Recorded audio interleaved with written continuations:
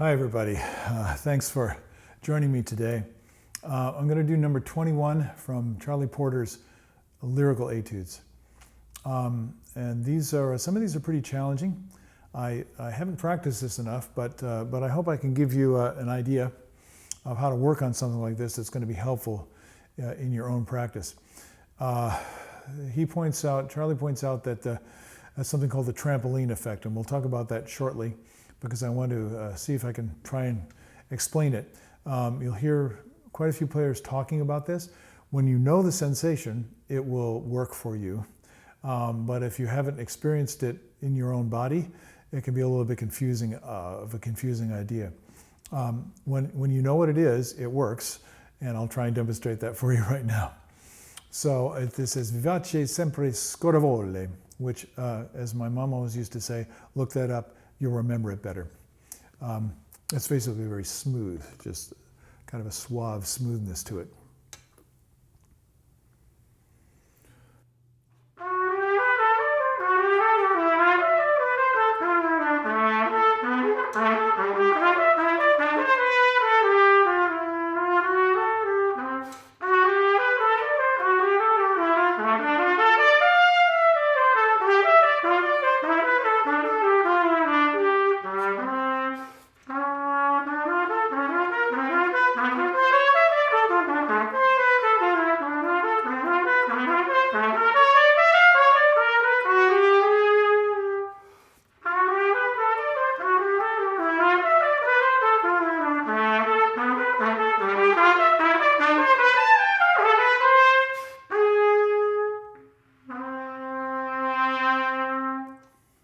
Well, I didn't like that ending, so I'm going to do it again. But before I do it again, I'm going to actually practice it mentally.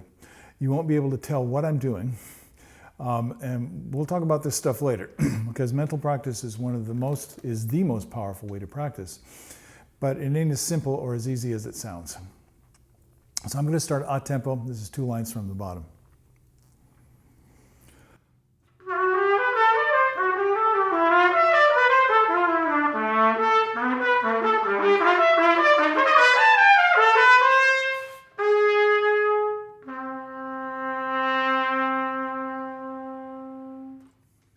Okay, that was a little bit better.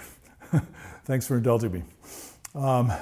So I like the way this moves, and I don't want to fail to share that feeling of dance and movement that's in this piece, because my technique sucks. Pardon me. Common usage.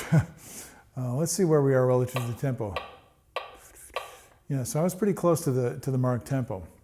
Obviously, you might want to practice this slower first until you can get that flow state that we've been talking about. Now, what tends to interrupt the flow state? Well, most of this is slurred. That certainly helps with flow. What doesn't help with flow is larger intervals, accents, and articulations of various kinds. So in the second line, you're going along minding your own business and enjoying yourself.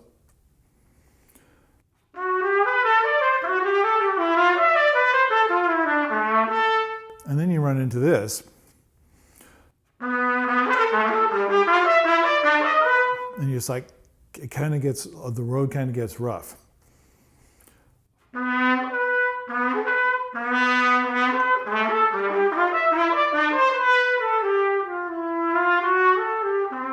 And then that same figure comes back at the end of the piece and takes you kind of by surprise at the end. Plus, as you just heard me play, goes into the upper register. So this is where most players are going to have problems. And Charlie says, take advantage of the trampoline effect to facilitate a seamless connection. He says, think about the top note. View the top note as an extension of the bottom note. Exactly. And I would say, I'd go farther than that and say, think of the bottom note as an extension of the top note. In other words, everything is connected. It's a gesture. But what does he mean by a trampoline? Well, when I was a kid, there was one of these kind of carnival places opened up, and they had trampoline pits. So these were elastic fabric that basically was set up over a pit, so it was even with the ground level, and you just walk onto the trampoline and you start bouncing around. And it was, of course, great fun for the kids. So What does that mean relative to here? When you're on a trampoline, or another way of thinking about it is a springboard, you bounce on that springboard a little bit, right? So you let your weight down into the springboard, and then the springboard lifts you back up. You relax, springboard carries you back up, and then you let your weight down again until you're ready to release the energy into the dive. Here you have a whole lot of little springboards taking place, and it can be kind of complicated. And I know this is very frustrating for a lot of people, but partly of what's goofing me up is the fingering. Now, Charlie advises use the fingerings for the lower octave on the upper octave. That makes it a little bit easier. So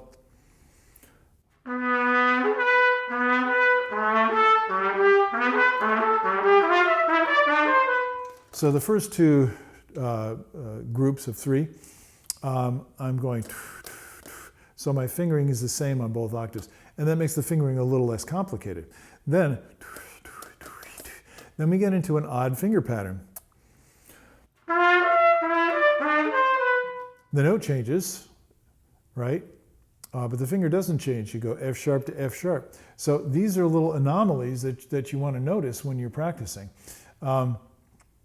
You can't really go G to F sharp using the same fingering, so it has to change in the second half of the bar. That's just the way it is.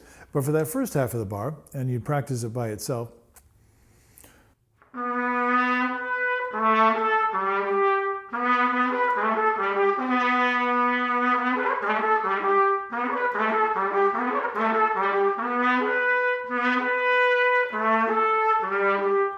and my problem right now is I'm seeing the accents, and I'm trying to do that trampoline effect. And what I'm doing is I'm not following through from the upper note into the lower note. So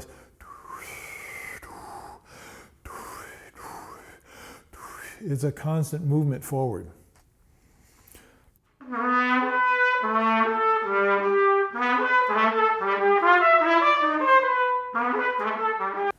Hi folks, sorry for the interruption. I know it was very brief for you, but my camera overheated, so it shut itself off. Hopefully I can finish this little etude before the same thing happens again. We were just talking about how a lot of people have trouble with those octave slurs.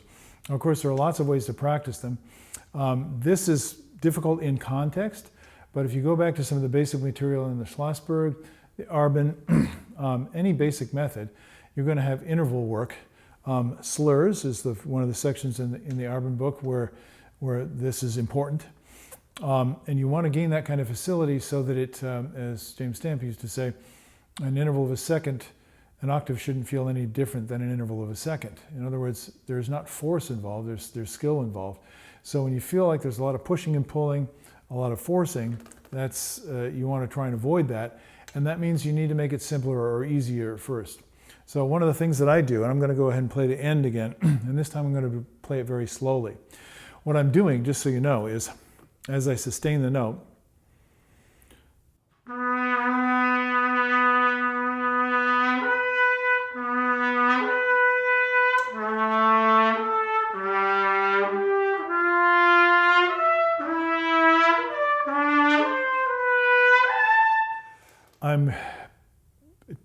I'm judging for myself, am I ready to play the next note?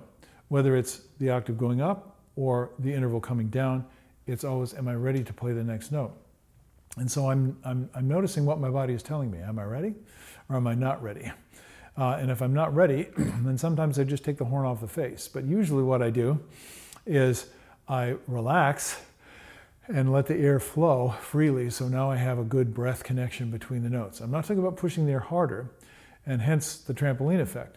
I'm just letting my weight sit into the lower note, not pushing. I'm not going, so my lips have to be supple, so I'm not forcing.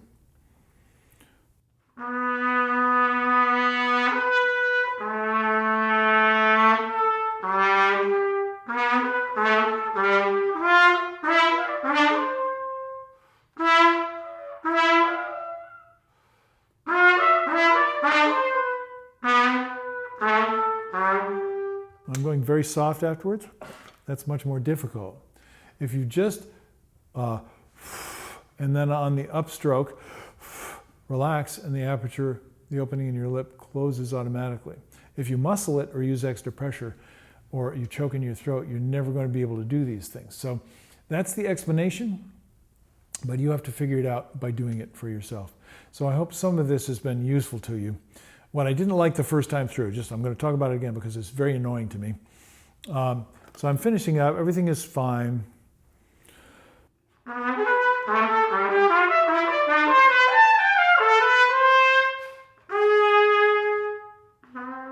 And then I kind of balk on that last attack because it's soft, right? And it's low. So I'm going, I hate that, but I keep doing it. So what do I need to do? Change my mind.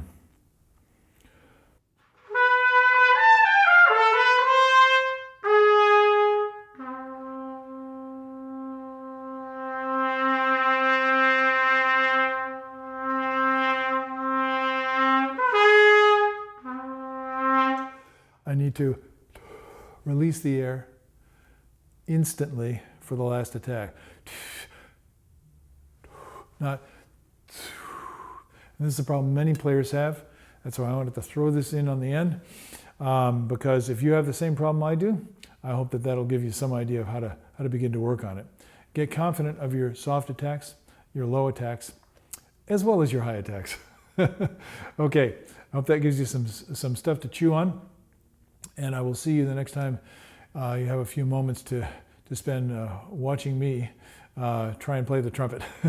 Okay, I'll see you later on. Have a great day. Bye-bye.